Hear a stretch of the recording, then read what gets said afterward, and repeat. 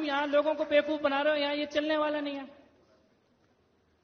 अपने 5 बंदे इकट्ठे करके उधर तू फिलिस्तीन फिलिस्तीन फिलिस्तीन, तो फिलिस्तीन तो खत्म।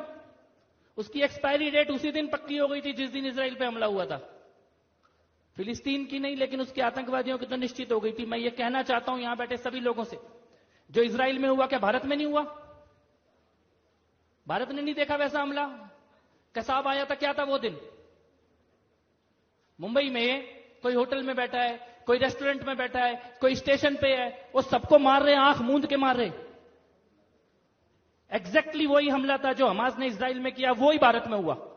और एक बार नहीं हुआ, ये दिल्ली के कनॉट प्लेस में हुआ, लाजपत नगर में हुआ, सरोजनी नगर में हुआ, घंटाघर में हुआ, मुंबई में हुआ, पुणे जर्मनी बेकरी में हुआ, हैदराबाद की गलियों में हुआ, बेंगलोर की गलियों में हुआ, संकट मोचन हनुमान मंदिर, सब जगह हुआ। और हमारे देश में तो क्या हो गया था, वो बस में लिखा होता था अपनी सीट के नीचे देखिए कोई भी लवारिस वस्तु बम हो सकती है। तो तेरे प्रधानमंत्री की सीट के नीचे क्यों नहीं हो सकती थी? हमारे बच्चों की सीट के नीचे ही होती थी बस लवारिस वस्तु बम। आज क्यों नहीं हो रहा? वही सेना, वही पुलिस, वही एजेंसी, वही रॉ, वही गुप्तचर, वही सारा सिस्टम है, खाली एक नेतृत्व बदल गया। आज करके दिखा दे कोई दिल्ली में, मुंबई में, पुणे में। ये राष्ट्रवाद है।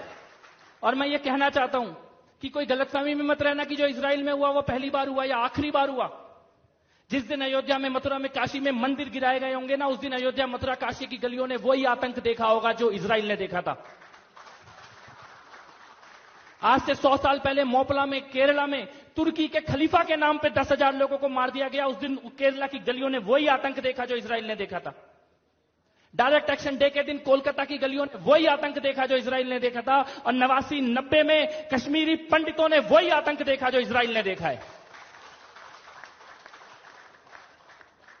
कोई यहां पे बैठ के अगर हमास के या फिलिस्तीन के साथ खड़ा हो रहा है ना, वो हमास या फिलिस्तीन के साथ खड़ा नहीं हो रहा, वो तुम्हें मारने और काटने वालों के साथ खड़ा हो रहा है। और ये बता रहा है कि जिस दिन तुम्हें मारा जाएगा उस दिन वो कहां खड़े होंगे। कोई गलतफहमी ना हो इस बात की, चाहे वो ओवैसी हो, चाहे वो कांग्रेस हो। कांग्रेस, ये जेएनयू के अंदर इन्होंने नारे लगाए हमास के समर्थन में, एएमयू में मार्च निकाला गया। मैं पूछता हूं, जिस दिन संसद पे हमला हुआ एएमयू ने मार्च निकाला था क्या? जिस दिन दिल्ली में बम ब्लास्ट हुए एएमयू में मार्च निकला था क्या? जेएनयू में मार्च निकला था क्या? कांग्रेस पार्टी ने कुर्ते फाड़े थे क्या?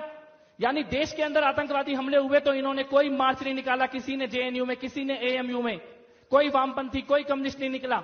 लेकिन वो गजा में, वो फिलिस्तीन में आता, इजराइल बदला ले रहा है तो तुम्हारे कुर्ते फट रहे हैं। किसके सगे हो? किसके सगे हो? किसके साथ खड़े हो? लेकिन ऐसा नहीं है कि देश इस चीज को देख नहीं रहा, देश इस चीज को देख भी रहा है और देश इस चीज को समझ भी रहा है। इजराइल और हमास की जो लड़ाई है वो आज की लड़ाई नहीं है और वो दो देशों की लड़ाई नहीं है, वो सभ्यता की लड़ाई है, वो मानवता की और राक्षसों के बीच की लड़ाई है। और भारत पहले भी मानवता के साथ खड़ा था और आगे भी मानवता के साथ खड़ा होगा। लेकिन कपिल जी